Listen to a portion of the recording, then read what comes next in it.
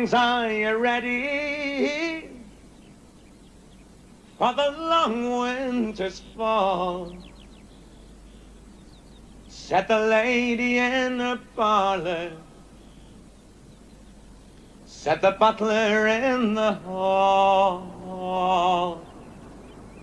Very often when we come into the studio to begin an album, there'll be some sort of theme lurking in the back of my head. This song deals with the idea that we are entering a new period equivalent to the Dark Ages of medieval history. Is there time for another? Cried the drunkard in his sleep.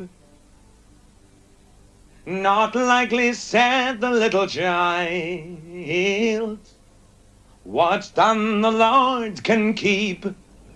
The fact that we have got to a point where through industrial and commercial overkill, we don't have any longer a solvent sort of situation. We're totally dependent on rapidly drying out resources. And the gloom in the valley grows brighter as the town lends its light most royally, and the house is all burned down. Dark ages,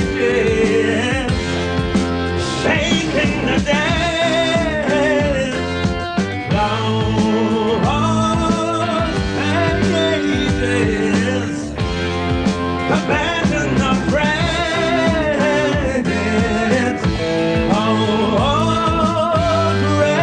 rages, and they burn in your heads.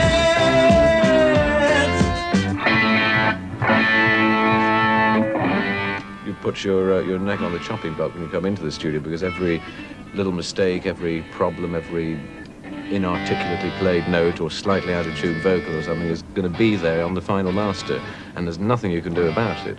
I mean, other than to do it again. That, of course, is why all of this is here. It does allow us the flexibility. If there's one track of the 24 tracks, the 24 different potential instrument sources that we have to mix down through this mixer onto the tape, if one of those isn't good, we don't have to do the whole thing again. We can merely select the thing that isn't right and say we'll do that little bit again.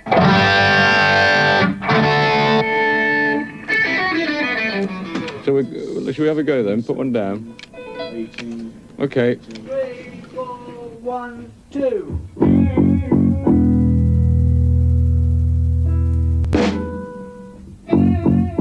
Piano on, Rob. 23,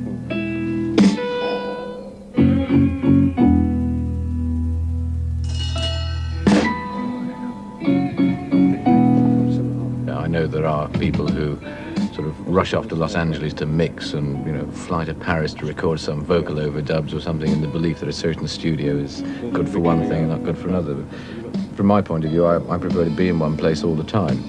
So that's why I built the studio, because I wanted a place to work in that would be consistent. There's so many studios that I have been in, you know, they change from year to year. They bring in new equipment or new people work there and set it up a different way. And you find it difficult to rely on the sound that any one studio gives.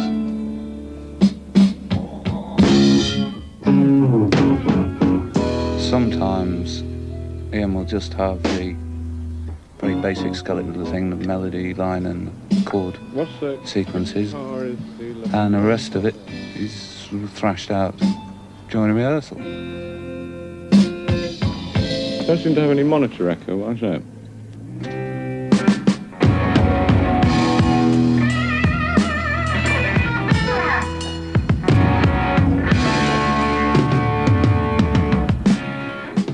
You come in with 2/3 of an idea, and you add the other third in the studio, and then possibly, if it's a bad night, you take it all apart and redo it again the next day or whatever.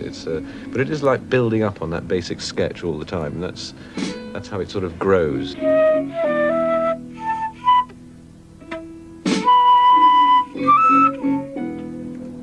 With the first few songs that we record, something starts to emerge, some common unity between them, which may be musical and or lyrical. And that's the thing that you then capitalize on when it comes to the latter part of the album.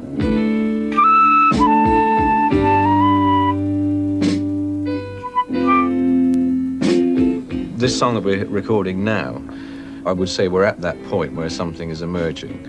And the lyrics to this I wrote this morning. Although I must confess I knew vaguely what it was going to be about before this morning, I hadn't actually taken the trouble to sit down and let all of that come out on a piece of paper.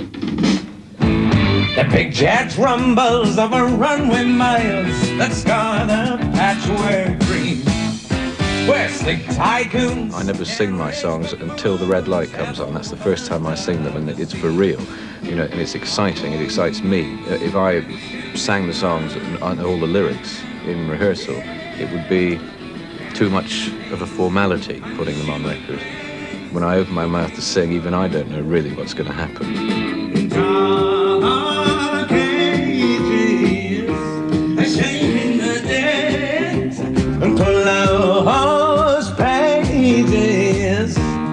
Better not bread, cold rays, they burn in your head.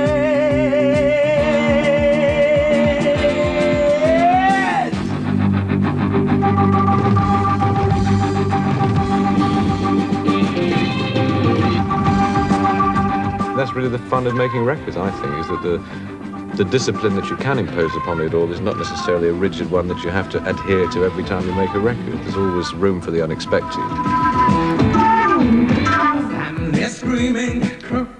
I'll have to come and listen to that. I think it needs something else there. Probably James Galway.